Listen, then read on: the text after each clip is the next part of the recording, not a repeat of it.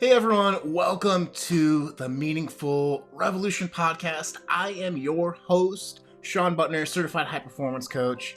And today we got a really great episode for you because we're going to be talking about what is the Meaningful Revolution movement, right? So I've been running this podcast for a couple months now, I guess since last August. We're almost at 1,000 downloads. So first and foremost, I want to thank y'all for making this show great, for inspiring me to keep going, to really, I've been really, as always, surprised at how heartfelt and amazing the community here is. And so I thought today, since I had some guests shuffle around and I couldn't find a replacement, that today I talk about the Meaningful Revolution as a movement.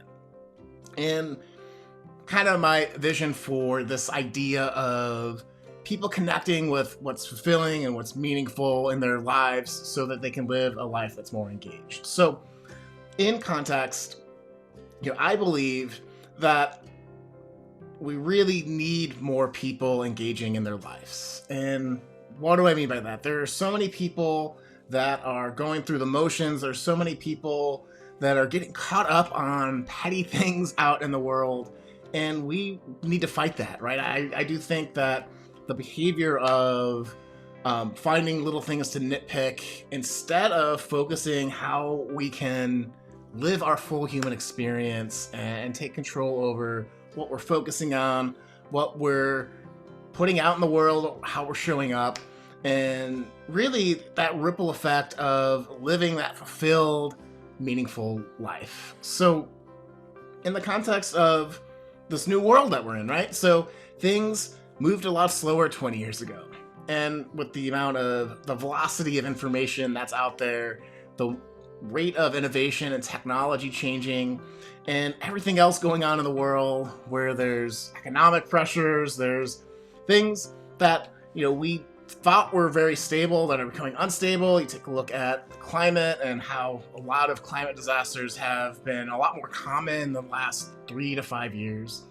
And whether you believe that or not, it's all to say that the world is changing at a breakneck speed. And how do you manage all of that information, all that change? It can be really tough if you are not able to adapt, right? And how are you able to adapt in a way that's authentic, in a way that you're excited for the change and you want to show up and navigate during the day, right?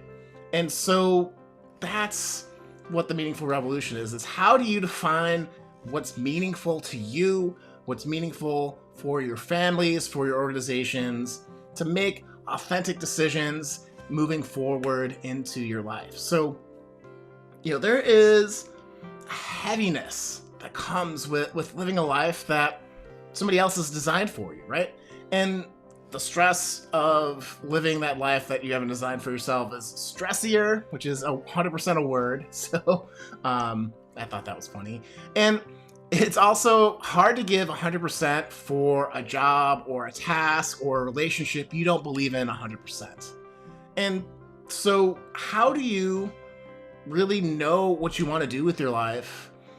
And how do you chase it, right? Because for most people, when you know that vision you have for yourself and you realize you're not living into it, you're not living into that bright future, that hopeful future, that feeling that the world's your oyster and you're getting after it, when you realize you're making choices against that optimism and that vision you have for yourself, that's when people feel miserable. That's when people get petty. That's what we're fighting against, right?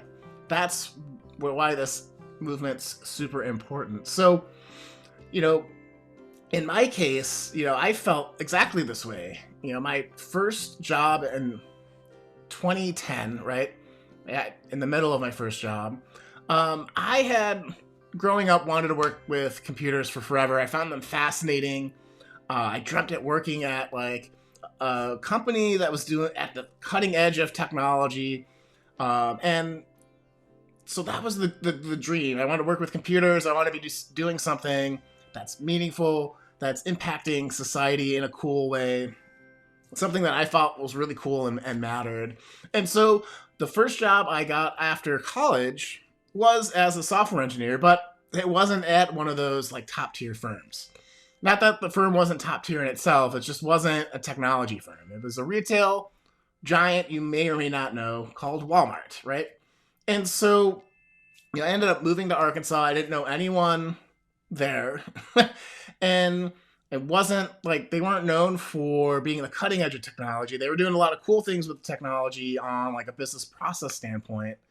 But it wasn't that like it wasn't like an Apple or Microsoft or Google, which were kind of being known at that point, or like Facebook. It was like the boring IT stuff, which you need, right? It's not to again discount that, but why did I take that job? Right? I knew that I wanted to be at a cutting edge technology, and I had an idea of what that was. And I ended up working at a giant retailer who viewed tech as a way to save money, but wasn't really driving revenue. So that changes how an organization approaches that particular part of the organization. So if you're an Apple and you make money on software and hardware, you're going to focus on software and hardware jobs in a way that's much different than Walmart, whose primary job is to sell stuff at low prices. And tech is a necessary evil in doing that, as they say. So, but it's not the way that they make money. So I took that job because I thought it was the responsible thing to do. You go to college, you get a solid job. It takes care of your bills. It takes care of the mountain of student debt you took on to get through college because you're a working class family and your parents helped you as much as they could. God bless them. And it still ended up with everyone having a lot of debt at the end of it. So, and I didn't want to get buried in it, so I needed a job. That seemed like a good job. And it was, right? For at the very, on paper, it was what I needed at that particular time in my life. But I always wanted something more, right? I wanted to be pushing my skills in technology. I wanted to contribute in a way that was greater, and I wanted to do it in a way where I wasn't consistently stressed out that I didn't belong there, that I was going to lose my job, that these bills were going to accumulate no matter what I did. And so I ended up burning out, and I felt miserable during that whole process, right? And again, it's not because of Walmart or where I was. It was because I made choices that I didn't believe in, right? And what I mean by not believing in is like I had this idea of, again, working at a Microsoft or Apple or one of those big kind of more sexier tech companies, and I chose to play it safe. And there's so many times in our lives where we play it safe. And isn't that true? And you get comfortable, and then it's really hard to change, right? There's a lot of momentum that went into that decision. So when I had opportunities that came up outside of Walmart, it's like I could move and upend everything and take a chance on a small company, like a startup or something, or I could stay where it's comfortable and I know how much it's not giving me what I need, but at least I have that part figured out in my life. And that will slowly eat you and that will slowly break you. And when it came time again, to really make a big move, like I'm miserable. I love the people I work with. The company is solid, right? But there's something else out there. There's a call to serve and start a business and get into coaching and all that stuff that was ahead of me at that point in time. But when it came down to it, I had to get clear on how I wanted my story to be. And how do you want your story to be, right? Maybe you are living the best version of your life right now, and you are so proud of the life you've built for yourself, for your family, the contributions you've made through your business or career, that things are really great and you're wanting to accelerate that. And I'm cheering you on because that's awesome. And for a lot of other people, myself included, especially at this point in my story, I, again, knew I was choosing safe over passion, over what I found meaningful, over what really pulled me. And I didn't want that to be my story. I wanted, when I told my story to my kids, and this is how I journaled about it, is when I am old and telling the story to my kids and grandkids, I want them to be proud of their grandpa, their dad, when I shared that I chose to take some risks, to bet on myself, to figure out things, to live the life that I wanted, and see what happens, right? It didn't even matter if I was successful. It's just like taking that risk, saying like, no, I can make my world the way that I want it, and do what's in my control to make it happen, and see what happens. And that would be a good legacy. At the end of it, I hope that I have a business or a contribution that's worthy of talking about also, but I didn't want to be the person that was known to just play it safe and slowly die in their job, So that's what I did. I ended up quitting that job. I started a business. That business failed. That business got me into Apple, which was that dream at the original beginning. And I could have never plotted that course out. So that's a whole other topic for a whole other podcast of, looking back, you can kind of see the through line, but when you're in it, you don't know what the next thing is going to be. And so you just act on faith. And every time that I've acted courageously, and I firmly believe the world will conspire to help you when you take those risks, when you take that jump. And so that's why I believe in this meaningful revolution, because building that legacy, thinking about what I really wanted for my future, was leaning into what I found meaningful in my values, of wanting to act courageously, of taking calculated risks, of, living a life that you've plotted out for yourself, and the excitement and that jus de vivre that comes with making moves towards that vision, and so being aligned with those values, taking that risk and seeing what happens, right? And again, in that particular case, it worked out in a way that I could have never dreamed of.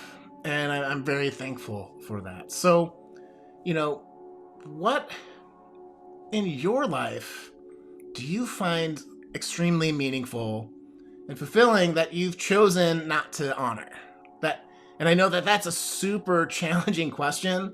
I'm a coach, so that's kind of the realm that I deal in, is asking those tough questions. But where in your life have you not followed that sense of meaning, of fulfillment, of passion, of, that vision you have for yourself, and chosen to play it safe? Or you've chosen to do the safe thing out of obligations, true or false, and it's keeping you from feeling your life, from feeling engaged in all areas of your life. Because at the end of the day, when you're engaged with your life again, that's when, all the great things that we do as people in society, I think, come out of, right? That's creating the best phone, with Apple. That's creating the best social media company. It's creating the best financial services company. It's, the things that we rely on come from a sense of passion and connection and service and helping people. So I know there's a lot of ideas in that, but we're fighting again for that engagement, for that agency of taking control of your life. So I have 5 quick points based on people that have been on the podcast on how to really live into your meaningful revolution. And if you're still listening at this point and you're like, I don't know what my meaningful revolution is, I don't know what I find fulfilling, I don't know what'll help me feel most engaged in my life, sometimes that's why you hire a coach, and I'm very happy to be that person for you. But more importantly, sometimes you need to be around people that are on the path. The whole genesis and idea of the Meaningful Revolution podcast is, if you hear people talking about their story and about why the thing that they're super obsessed about and nerd out about is interesting to them and why they love it, and a couple of habits that go along with that, that'll inspire you to reach that next level. And it is contagious, right? When you're around people that are on the path, on the journey, and they are excited about what they're doing, it will change you. And so sometimes we need a community, and I do have a Meaningful Revolution community that I'm starting to build, and it's kind of in beta right now. But if you're interested in joining that, I do have a Meaningful Revolution challenge that'll help you define what your meaningful revolution is. And so that'll be below in the show notes. I'll talk about that a little bit more in detail a bit later, what that challenge entails. But, since I just want to ground us in, it's okay if you don't know what your personal meaningful revolution is quite yet, or if you want to take it to that next level. It's all on a continuum, and we're all building, and I'm still building my meaningful revolution. It's still going, it's still morphing, it's still changing as I learn more about myself too. And so I'm on this journey with you too. So it's not to say that I know all the answers and have the way set for everyone, but I do have a process and a way of thinking about it. And, partly from the high performance coaching processes that I'm trained in and certified in, partly from life experience. But again, that sense of community is something that's come up in a lot of the different podcasts. And it's something that I do believe can make the difference in getting clear on that and accelerating that. So that said, here are 5 points on really living into your personal meaningful revolution, right? The first idea is to do it now. There's been so many of the guests who have talked about, you got to start that passion business right now. You should tell people you love them right now, like Sherry Ballou, and how being more in that moment helped her stave off depression and has turned into this beautiful career of cheering people on.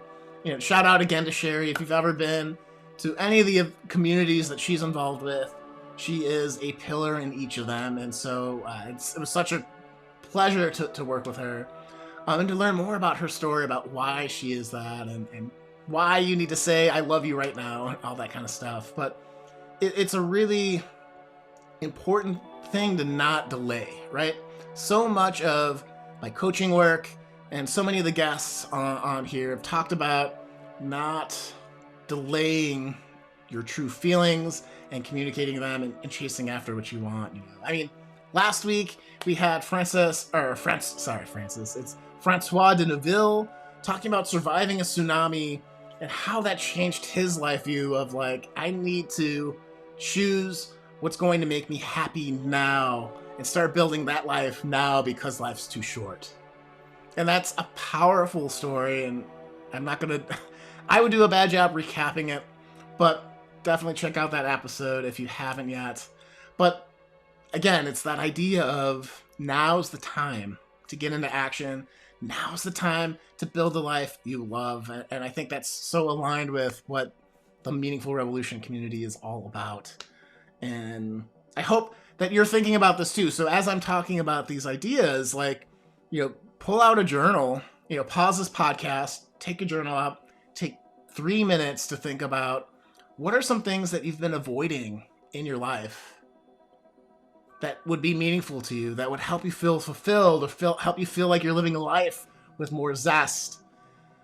And how can you start doing it now? How can you get in the game as soon as possible? What needs to happen? If it's not, I can't start this today because ... How do you clear those hurdles in the next week, right? I'm going to push you on this.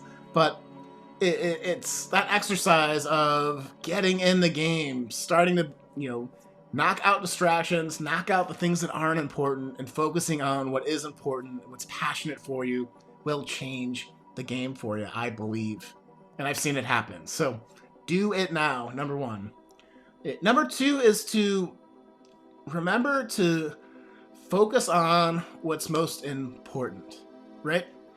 Is Lisa Bingley, I believe, who's on the podcast, who talked about doing life in a weird order. Excuse me. All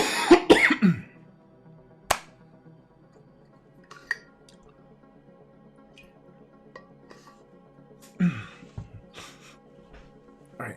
Excuse me. So she talked about, or doing life in a weird order where she had some career goals, she had kids, reoriented her life around that being super important. When the kids left the nest, then switching back to her career. And that feeling of, oh, I did things in backwards order. And then realizing that there is no backwards order. It is just the order. Just the order of our life. And in different phases and different years and different times of our lives, our focus changes, right? Starting a family is a huge decision that families make, that a couple makes, that reorients things to be important. And it's okay to shift. And it's okay that when the kids leave the house that you have to have something else that shifts. So you still have something that's helping you get up in the morning and serve and do all the things that, you know, people need to feel fulfilled in their day.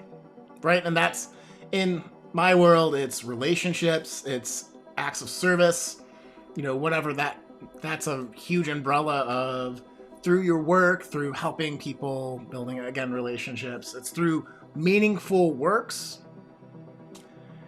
And it's ultimately tied into this concept of, what do you think success looks like on a day-to-day basis?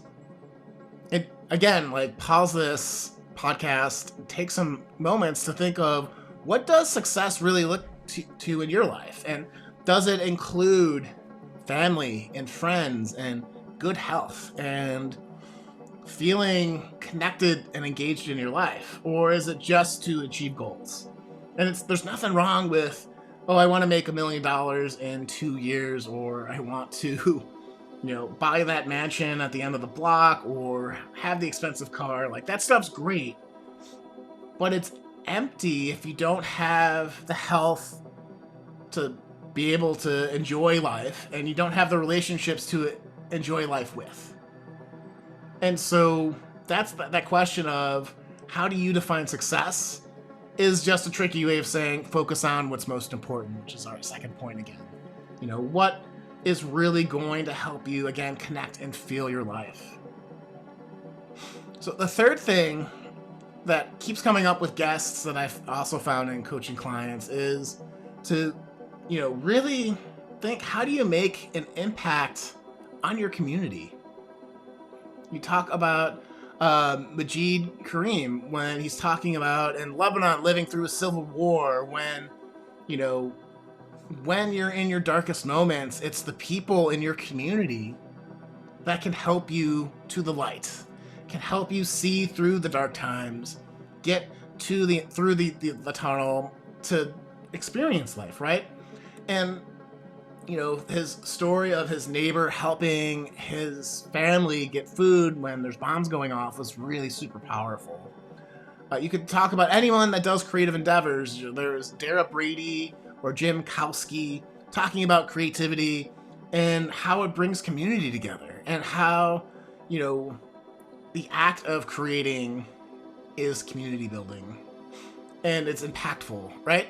If you've, like, in my life, when I was in Arkansas, I was friends with a bunch of local folk singers and musicians, and some of the most impactful things on me and just feeling spiritualness, you know, feeling that connection to everyone, was through music and that act of creating, and people respecting my ability to play the instruments, you know, to play guitar in that moment. And it wasn't great, but it had an impact. It created a moment, and I'm thankful for that, right? And so this idea of community and making an impact on it, or your family, you know, there's so many different ways to take a look at this. But, you know, as, again, I'm talking through this, to bring it down into your life, what would really help you make an impact on your communities, the communities that are important and meaningful to you? Whether that's family, it's friends, it's an organization, it's your faith, it's all these different things. You know, how can you contribute to that community?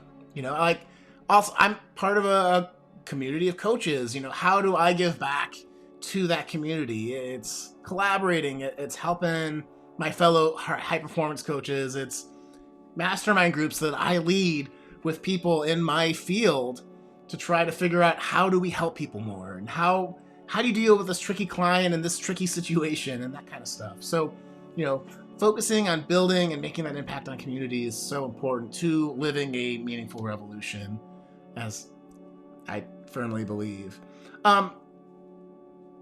Fourth point is to talk about leadership and service, right?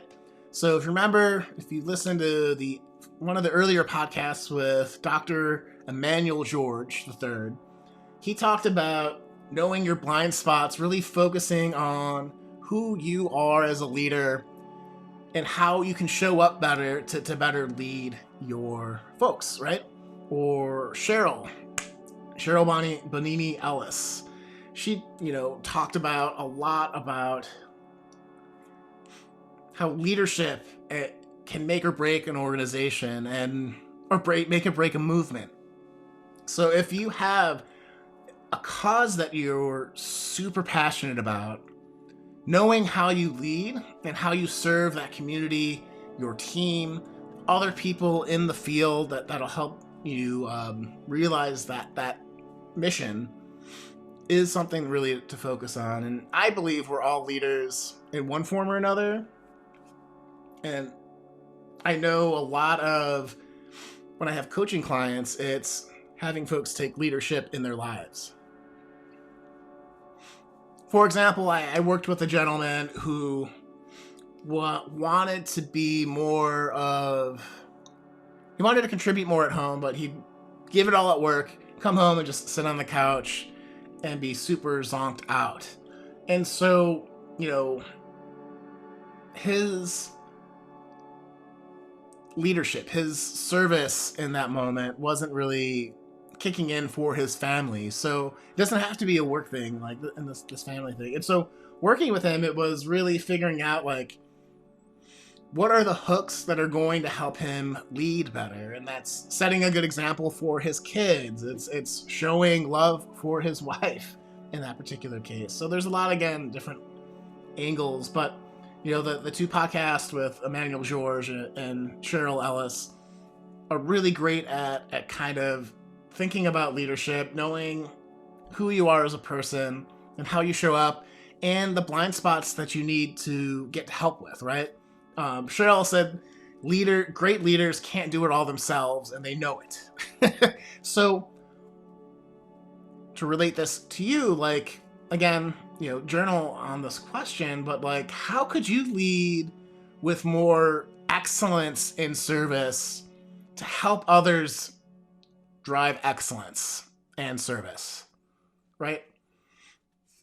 What example do you need to show up as to help people lead with excellence and service? And I think those two questions are a great starting point on thinking about who are you as a leader, how are you showing up as a leader, where are you leading people to, and how do you get to that next level, because it's such an important part of a meaningful revolution. It's taking leadership in an area that you're passionate about. So that's point number 4. And then a fifth idea I'd like to talk about, because it's personal to me and it goes back to that idea of legacy, and that's build something you're proud to leave behind.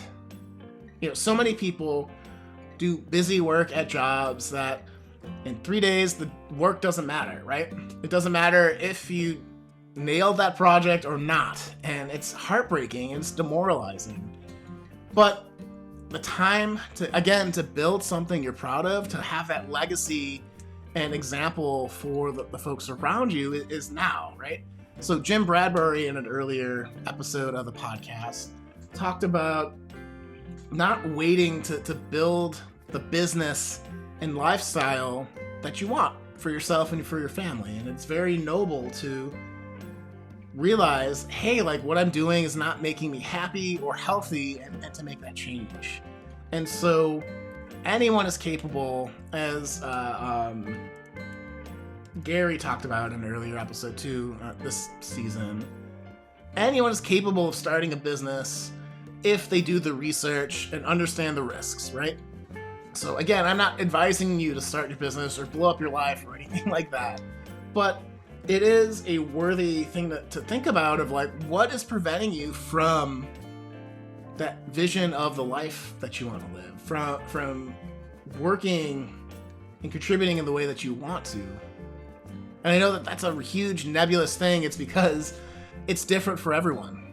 Like, without having a one-to-one conversation and really understanding what you want out of life, like, you got to talk kind of big, but you know, whatever that is, whatever comes to mind first, as you journal about how or what is something I want to build for my legacy or to show and inspire other people to be good out in the world or whatever that is.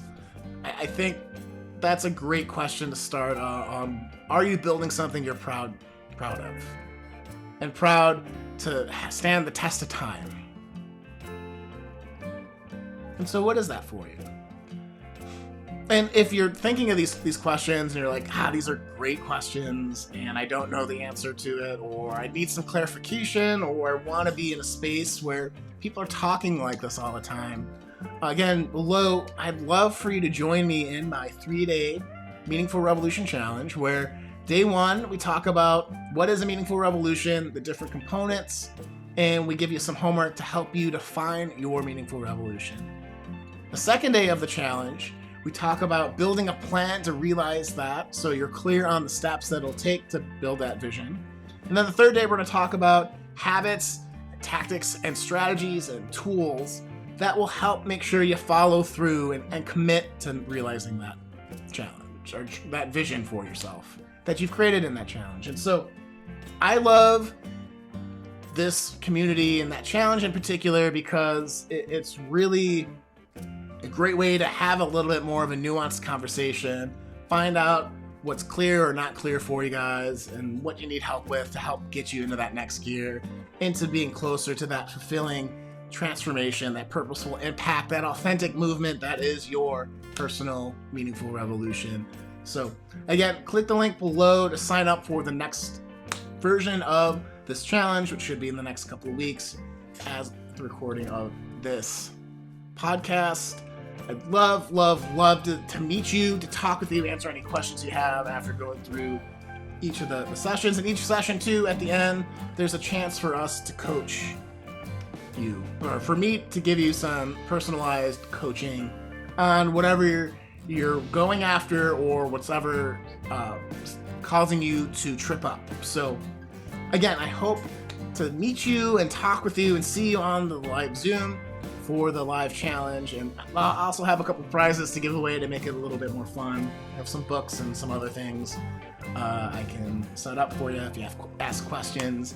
But ultimately, I'd love to meet you. I'd love to, walk you through this challenge, and then, we could talk about inviting you into the Meaningful Revolution community, where it's like-minded folks really collaborating like this on what is meaningful to them. So I love this work, guys. I love thinking about what this meaningful revolution movement can really do out in the world. I hope you'll join me in finding what is meaningful in your life and what you find fulfilling, and doubling down on that, and just doubling down on the goodness you put out in the world, because that's ultimately what it's all about. So that said, guys, that's this episode of the Meaningful Revolution. We'll be back next week, so stay tuned as we continue to interview people about what they nerd out about. And with that said, guys, take care. This is Shawn Buttner signing off. I hope you loved this episode of the Meaningful Revolution podcast. And if you did, please share this with 3 of your friends to get the word out, and direct them to Apple Podcasts to subscribe and leave a comment, because that's what really helps us with the show. So you can also direct them to Spotify or Google. So most major podcasting platforms, you can find the Meaningful Revolution podcast. But Apple helps us out the most, so please direct your folks to there if you would. If you would like to start your personal meaningful revolution, I have some exciting news. This year, we're starting the Meaningful Revolution Challenge. First one being the first week in January. So sign up in the link below in the show notes here to spend 3 days for free live with me, where we'll go over defining and getting clarity on your personal meaningful revolution, that fulfilling transformation, that authentic self to show up in this next year. We'll spend on the second day building your plan so that you know what you need to do to make strides towards that personal meaningful revolution. And then thirdly, we'll talk about tips, tricks, and strategies to implement and to commit to your plan next year. So those are the 3 days. We'll have prizes. There'll be a chance to ask questions. There'll be a chance to get some coaching if you need some in your particular situation, to get you in the game, to get you moving forward, to get you into that meaningful revolution, that fulfilling transformation. Also, if you'd like some one-on-one time, there's 2 options also below here where you can sign up for a strategy session. And the free strategy session I'll post on YouTube as part of a new series, full disclosure there. But during that call, you will get, you'll fill out an application. It'll help you think about your life in a different way, get you kind of primed for our 1-hour strategy session. It gives me a chance to identify some areas to focus on so that you get the most bang for your buck during that call. We build you a personalized strategy plan going forward with tools and tricks and habits and all that kind of great stuff. And it's all focused and customized to your life. So definitely click on that. If you're like, hey, I don't want this on YouTube, I'd like it a little bit private, it's $200 for that 1-hour call. Please make sure you sign up today because I only have so many slots each week where I can do these calls and they fill up quick. So don't miss your chance to get one-on-one coaching, get your strategy plan, your strategy session locked in by clicking on those links below.